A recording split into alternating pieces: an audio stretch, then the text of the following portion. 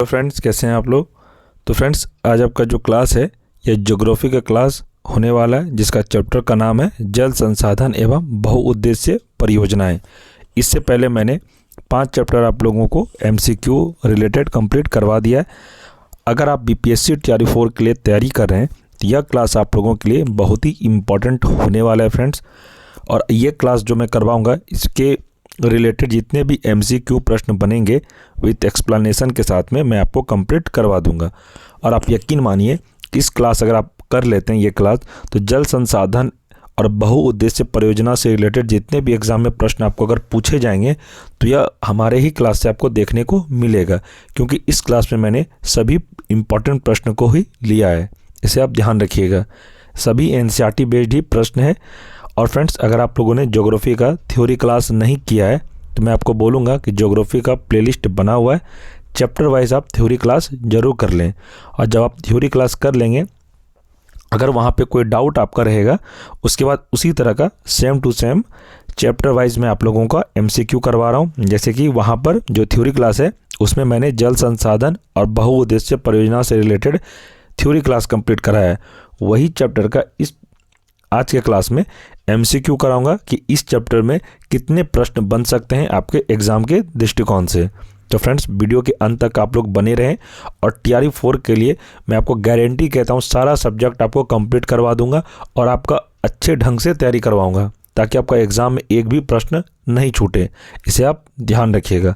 और फ्रेंड्स, अगर चैनल पर कोई नए हैं तो चैनल को सब्सक्राइब कर लें और वीडियो को लाइक अवश्य कर दें। तो चलिए शुरू करते हैं।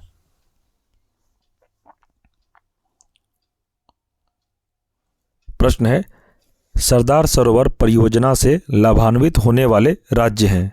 तो कौन कौन राज्य हैं लाभान्वित होने वाले? तो ऑप्शन ए इसका सही आंसर हो जाएगा गुजरात, महाराष्ट्र, मध्य प्रदेश एवं राजस्थान। इसे आप याद रखिएगा।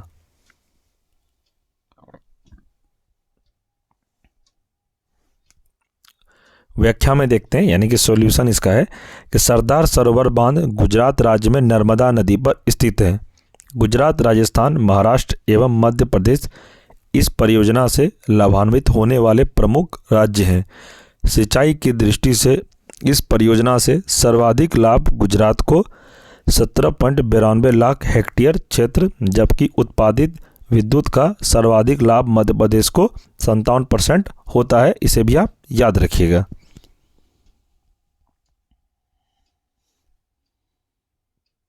आगे प्रश्न है कि भाखड़ा नांगल एक संयुक्त परियोजना है। तो कहाँ पर है? इसका आंसर हो जाएगा हरियाणा, पंजाब, राजस्थान। ऑप्शन ए इसका सही आंसर हो जाएगा। सॉल्यूशन देखते हैं कि भाखड़ा नांगल बांध पंजाब, हरियाणा और राजस्थान की संयुक्त परियोजना है, जो हिमाचल प्रदेश भाखड़ा एवं पंजाब नांगल में सतलुज नदी पर स्थित है। इस बांध के पीछे गोविंद सागर झील स्थित है। भूकंपीय क्षेत्र में स्थित यह विश्व का सबसे ऊंचा गुरुत्वीय बांध है। इसे भी आप याद रखिएगा।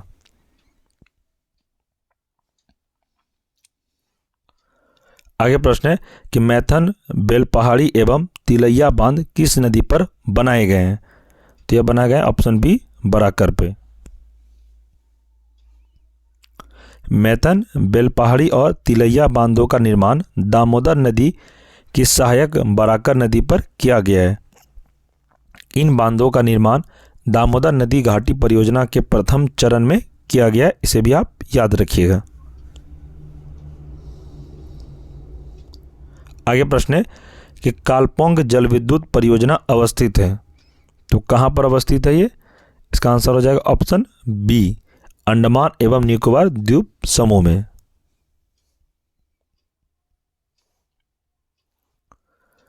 कालपोंग जल विद्युत परियोजना अंडमान और निकोबार द्वीप समूह की प्रथम जल विद्युत परियोजना है।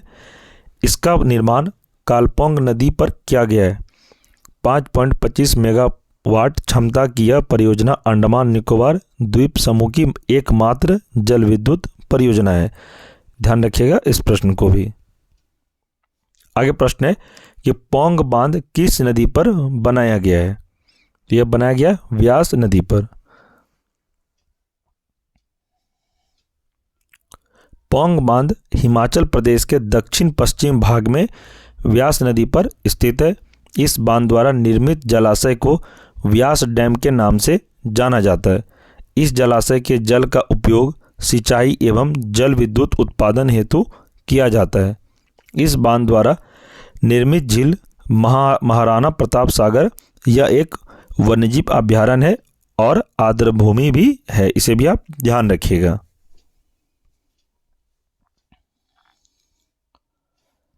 और फ्रेंड्स, आपको एक बात मैं बता दूं आप लोगों के लिए कि अगर आप लोगों ने मॉडर्न हिस्ट्री का क्लास नहीं देखा है तो मैंने एक वीडियो में फुल मॉडर्न हिस्ट्री कंप्लीट करवाया है, 9.25 घंटे की क्लास है। अगर आपने नहीं देखा है तो मैं उसका लिंक इस वीडियो के डिस्क्रिप्शन में प्रोवाइड करवा दूंगा। आप पीआरटी का तैयारी करें तो आपको तो मॉडर्न हिस्ट्री बहुत ज़्यादा ही पढ़ना पड़ेगा, क्योंकि मॉडर्न हिस्ट्री में आप लोगों का 20 से 22 प्रश्न एग्जाम में देखने को मिलता है। और अगर जिस किसी का जनरल पेपर है उनको भी मॉडर्न हिस्ट्री पढ़ना अति आवश्यक है, इसे आप ध्यान रखिएगा। क्योंकि फ्रेंड्स, मैं उतना ही आपको पढ़ा रहा हूँ जितना आपके लिए ज़रूरत है टीआरई 4 में, क्योंकि आप लोगों ने और भी बहुत सारे क्लासेस देखे होंगे दूसरे का, वहाँ पे जितना एग्ज़ाम में पढ़ने का नीड होना चाहिए उनसे ज़्यादा ही पढ़ाया जा रहा है। मुझे तो बहुत सारे स्टूडेंट का मैसेज भी आता है कि सर हमने इनका पेड कोर्स ले लिया था, इतना पैसा लग गया, बट वहाँ पे उस तरह का समझ में नहीं आ रहा था कि क्या पढ़ा रहे हैं, टीआरई 4 में आएगा कि नहीं यहाँ से। बट आपका जब से क्लास देखा हूँ मुझे आप ही का क्लास समझ में आ रहा है, और आपके क्लास करने के बाद जब मैं प्रीवियस ईयर क्लास का सेट लगाता हूँ तो मेरा बहुत सारा सही हो रहा है।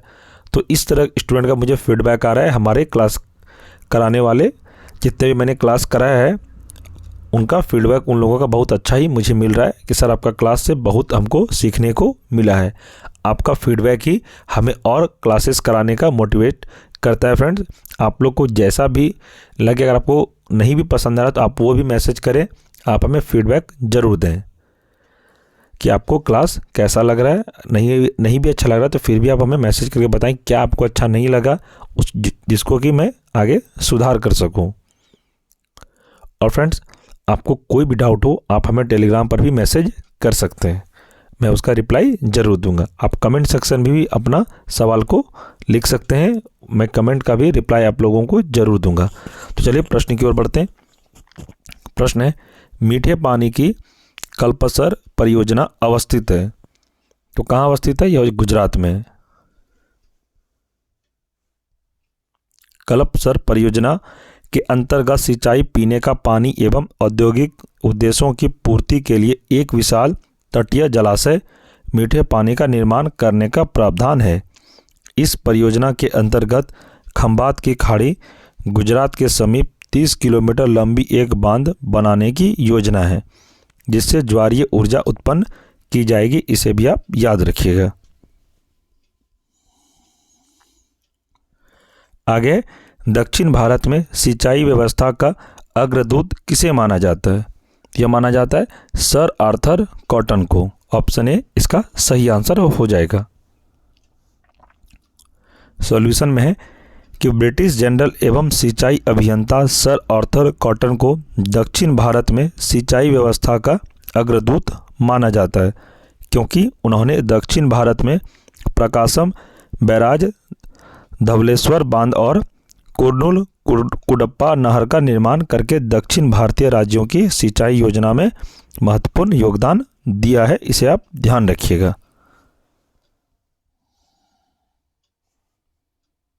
आगे प्रश्न है कि इंदिरा गांधी नहर का उद्गम स्थल है, तो कहां पर है? तो इसका आंसर हो जाएगा हरिके बैराज में। एक्सप्लेनेशन में देखेंगे कि हरिके बैराज के निकट से व्यास एवं सतलज नदी के संगम से इंदिरा गांधी नहर का उद्गम होता है। इस नहर को सतलज, व्यास और रावी नदी से जल प्राप्त होता है, जिससे पश्चिमी राजस्थान में मुख्य रूप से सिंचाई की जाती है, इसे आप ध्यान रखिएगा। आगे प्रश्न है, रावी नदी पर निर्मित बहुउद्देशीय बांध है, तो क्या बांध है? ऑप्शन सी रंजीत सागर बांध, इसे आप याद रखिएगा।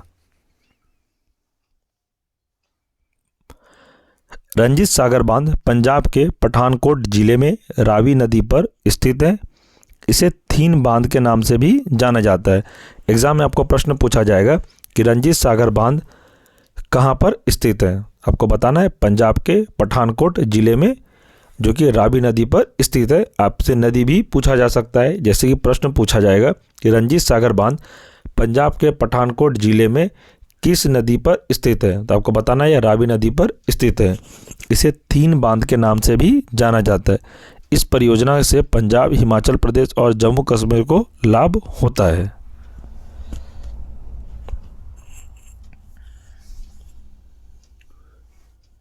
आगे प्रश्न है कि गिरना परियोजना कहाँ स्थित है, तो गिरना परियोजना यह महाराष्ट्र में स्थित है, इसे आप ध्यान रखिएगा।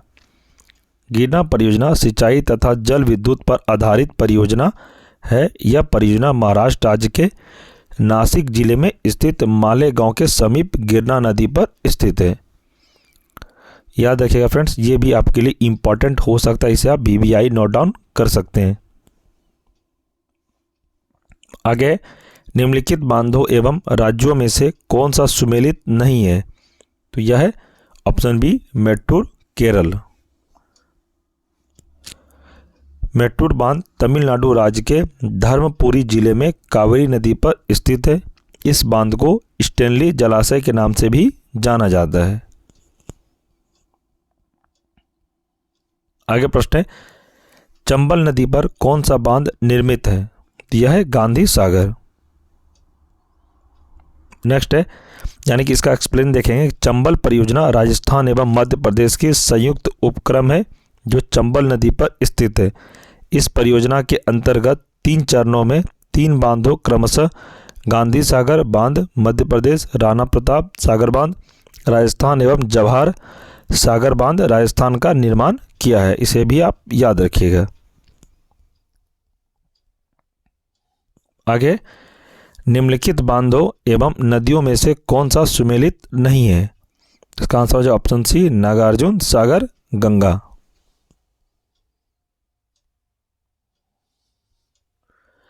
नागार्जुन सागर बांध आंध्र प्रदेश राज्य में कृष्णा नदी पर स्थित है। इस बांध से निर्मित झील विश्व की तीसरी सबसे बड़ी कृत्रिम झील है। गांधी सागर परियोजना चंबल नदी पर मध्य प्रदेश में, जय कवाड़ी परियोजना गोदावरी नदी पर महाराष्ट्र में तथा टिहरी परियोजना भागीरथी नदी पर उत्तराखंड राज्य में अवस्थित है। इसे भी आप याद रखिएगा।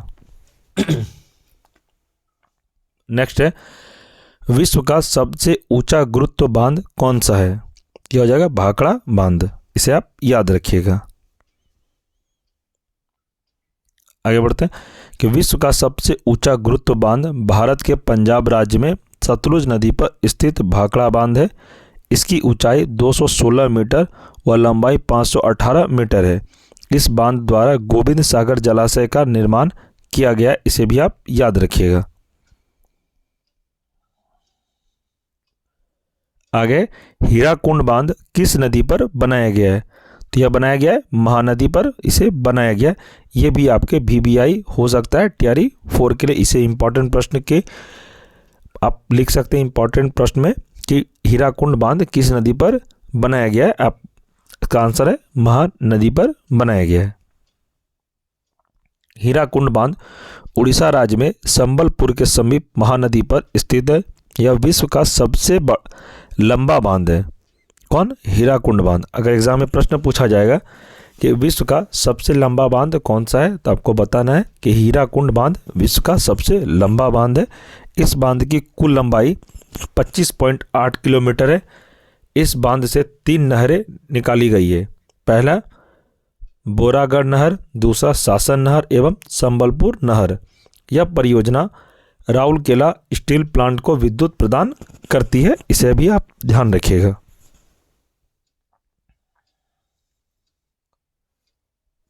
आगे प्रश्न है, विश्व की सबसे पुरानी व विकसित नहर व्यवस्था भारत में कौन सी है, तो यह हो जाएगा ऑप्शन ए गंगा नहर।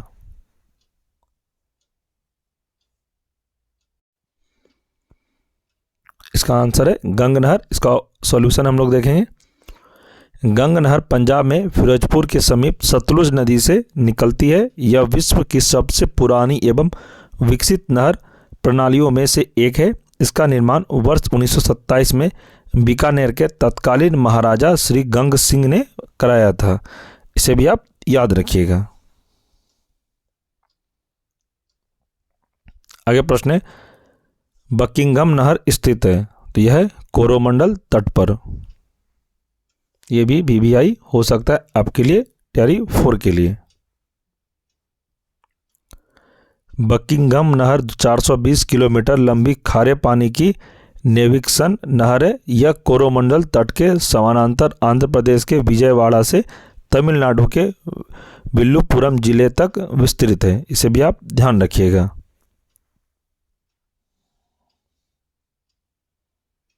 आगे प्रश्न है कि निम्नलिखित में से कौन सा ड्रिप सिंचाई का लाभ नहीं है। यह हो जाएगा ऑप्शन डी, पौधों की उत्पादकता में वृद्धि। सॉल्यूशन देखेंगे, केंद्रीय जल आयोग की भारत में ड्रिप सिंचाई पर स्टेटस रिपोर्ट की अनुसार ड्रिप सिंचाई से मृदा लवणता की समस्या में वृद्धि हुई है, जबकि जल बचत, श्रम बचत, विद्युत बचत, खरपतवार में कमी, मृदा अपरदन में कमी, उर्वरक क्षमता में वृद्धि इत्यादि लाभ हुए हैं। इसे भी आप याद रखिएगा।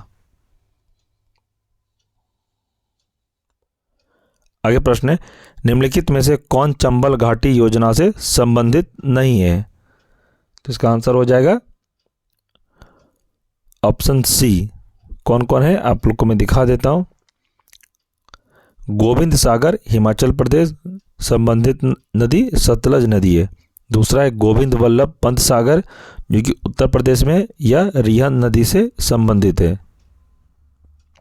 तीसरा है गांधी सागर जो कि मध्य प्रदेश में या चंबल नदी से संबंधित है। राणा प्रताप सागर राजस्थान जो कि चंबल नदी से संबंधित है। आगे जवाहर सागर राजस्थान जो कि ये भी चंबल नदी से संबंधित है।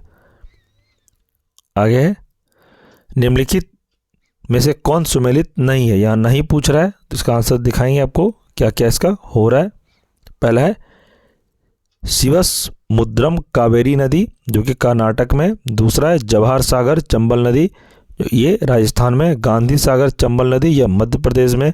और आगे नागार्जुन सागर कृष्णा नदी जो कि आंध्र प्रदेश में स्थित है। इसे भी आप ध्यान रखिएगा। तो फ्रेंड्स यह चैप्टर से जितने भी इम्पोर्टेंट प्रश्न थे सभी को मैंने कंप्लीट करा दिया और आप यकीन मानिए इससे बाहर आपका एक भी प्रश्न नहीं जाएगा एग्ज़ाम में। और यह प्रश्न जितने भी मैं आपको करवाया ये सभी TRE 4 के लिए इम्पॉर्टेंट है। इसे भी आप ध्यान रखिएगा। और इससे पहले 5 चैप्टर मैंने आप सभी को कंप्लीट करा दिया। अगर आप लोगों ने नहीं देखा है तो आपको प्लेलिस्ट मिल जाएगा चैनल पर। अगर मैं आपको इस वीडियो के डिस्क्रिप्शन में भी प्रोवाइड करवा दूंगा। अभी से पहले का 5 चैप्टर जो मैं MCQ करवाया था चैप्टर वाइज उसका भी लिंक इस वीडियो के डिस्क्रिप्शन में मैं प्रोवाइड करवा दूंगा। आप लोग शुरू से क्लास जरूर कर लें। और फ्रेंड्स MCQ का क्लास अगर आप अच्छे से कर लेते हैं तो यहाँ से भी आपका तैयारी सही ढंग से हो जाएगा। आप अगर थ्योरी नहीं भी पढ़ते हैं, अगर आपको लगता है कि नहीं सर हम थ्योरी नहीं पढ़ेंगे तो आप सिर्फ इसको MCQ को भी पढ़ लें, आपका इससे भी क्लियर हो जाएगा एग्ज़ाम में। और फ्रेंड्स इस क्लास का आपको PDF नोट्स चाहिए तो आप टेलीग्राम ग्रुप को ज़रूर ज्वाइन कर लें। टेलीग्राम ग्रुप में ही PDF नोट्स को शेयर किया जाता है। अभी तक जितने भी क्लास हुए सभी को PDF नोट्स टेलीग्राम ग्रुप में ही शेयर किया गया है। टेलीग्राम ग्रुप में ज्वाइन होने के लिए मैं टेलीग्राम का लिंक इस वीडियो के डिस्क्रिप्शन में दे दूंगा, आप लोग ज्वाइन जरूर कर जाइएगा। और फ्रेंड्स किसी भी तरह का डाउट हो आप कमेंट में अपना प्रश्न को रखें, डाउट को बताएं क्या आपको डाउट है, मैं उसका रिप्लाई ज़रूर दूंगा। और फ्रेंड्स इस चैनल पर TRE 4 से संबंधित सभी सब्जेक्ट की क्लास हो रही है। बहुत सारा सब्जेक्ट मैंने कंप्लीट भी करा दिया है। आप अगर नहीं देखें तो प्लेलिस्ट सभी सब्जेक्ट का बना हुआ है, आप लोग क्लास स्टार्टिंग से कर सकते हैं। और मैं जितने क्लास कराया हूँ सभी इम्पॉर्टेंट है NCERT बेस्ड और मैं सीमित पढ़ाया हूँ जो आपके लिए इम्पॉर्टेंट है एग्ज़ाम के लिए। बहुत सारा आपको क्लास नहीं मिलेगा लेकिन जितना क्लास मैं करवाया हूँ फ्रेंड्स सभी सब्जेक्ट का वो आपके इम्पॉर्टेंट है एग्ज़ाम के दृष्टिकोण से। और इम्पॉर्टेंट सब प्रश्न ही मैंने करवाया आपको ताकि आपका समय भी बचे और बार बार रिविज़न करिए। जितना पढ़ रहे हैं उसको बार बार रिविज़न भी करिए ताकि आप एग्ज़ाम में भूलिए नहीं। तो फ्रेंड्स आशा करता हूँ मेरे द्वारा क्लास कराया हो आपको अच्छा लगा हो। और फ्रेंड्स अगर चैनल पर कोई नए हैं तो चैनल को सब्सक्राइब कर लें और बेल आइकन को प्रेस अवश्य कर लें। सब्सक्राइब करने में इसलिए कह रहा हूँ कि जब भी इस चैनल पर वीडियो अपलोड होगी TRE 4 से संबंधित क्लास तो आपको सबसे पहले नोटिफिकेशन मिले। और फ्रेंड्स, अगर आपको वीडियो अच्छा लगा तो वीडियो को लाइक करें और इसे दोस्तों में भी शेयर करें जो TRE 4 का तैयारी कर रहे हैं। तो ठीक है फ्रेंड्स, मिलते हैं हम लोग नेक्स्ट वीडियो में। तब तक आप लोग स्वस्थ रहिए, मस्त रहिए, तंदुरुस्त रहिए और अच्छे ढंग से तैयारी करिए TRE 4 का, टेंशन फ्री होके। ठीक है फ्रेंड्स, मिलते हैं अगले क्लास में। जय हिंद, जय भारत।